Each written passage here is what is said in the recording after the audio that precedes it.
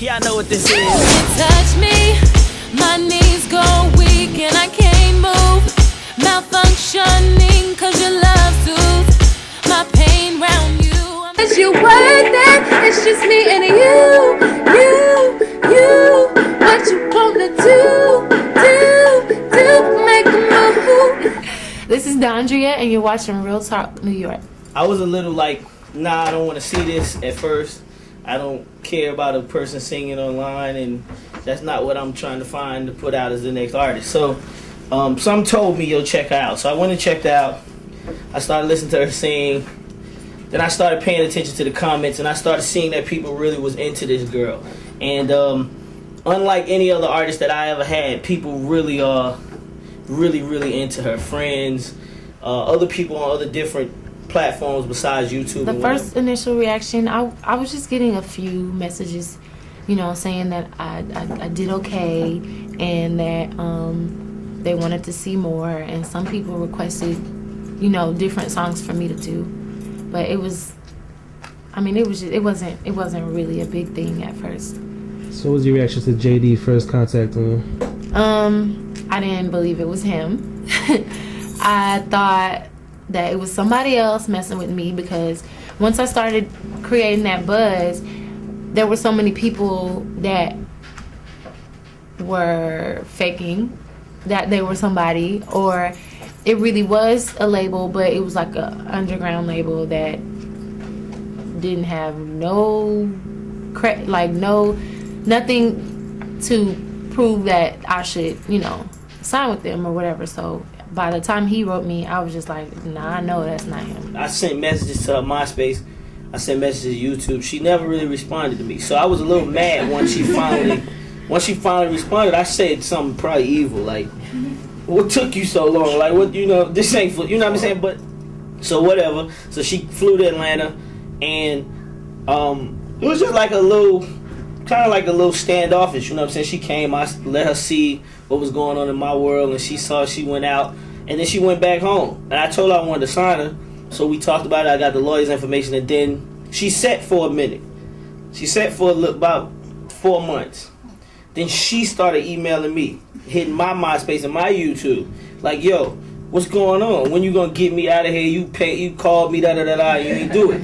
So then that's when we bonded, because that's when I saw her passion to really want to do this. Then the first time I went to the studio, I heard her voice, and she's a natural, you know what I mean? Like, hands down, like, she could sing anything. Once I went to the studio with her and I saw that it was a real situation, because a lot of people thought that I was signing her because of the numbers that's on YouTube or whatever. None of that really had nothing to do with this, why y'all are here today. The talent of this girl is incredible, and that's what, to me, speaks the most. It's taken me forever to call. I needed a little while. You know that being emotional usually ain't my style, but since it's just me talking to you, there's a side that I wanna show. Cause if I can't come to you, where else can I go? Did you ever feel overwhelmed at any point? I don't think so. I mean, at the studio, I really feel at home. I really feel like that's where I'm supposed to be. So I have no problem staying there all night doing what I gotta do. So I don't think it was ever overwhelming. So how long was the process of making the album? In my case, it was a little over a month. I don't know. I mean, I had a lot of fun. It went by so fast. I wish I could do some more songs before we put it out, but I guess I can wait till album number 2. I love the fast pace because I was working nonstop and I didn't have time to rest and get lazy. What do you feel makes you stand out? I definitely think my personality. I think my realness, my wanting to be vulnerable for everybody to see, because I want people to really, really know me. I don't want to put on a front or a glamorous facade. I want to be me. So have you changed at all since you started all this fame? And so? No. Only thing I think that has changed is that now instead of spending $50 at the mall, I'm gonna spend $100. To a world where it's you and me only, in a place where our love can be free, without boundaries or limits, just hold me. We can do anything. You and me all alone on a throne, king and queen. Now that's my definition of happy, and nobody can take that away from me. So what are your thoughts on the state of R&B right now? I think that, with the exception of a few artists, I think that it's not people. I don't think people are really putting out like real music like they used to, like back in the day. And not that I'm just so old, but I still listen, to the music from back then. And there's just, the soul is not there, the passion is not there. It's just like, let me make a song that we're gonna bump and dance to, but it's not really like,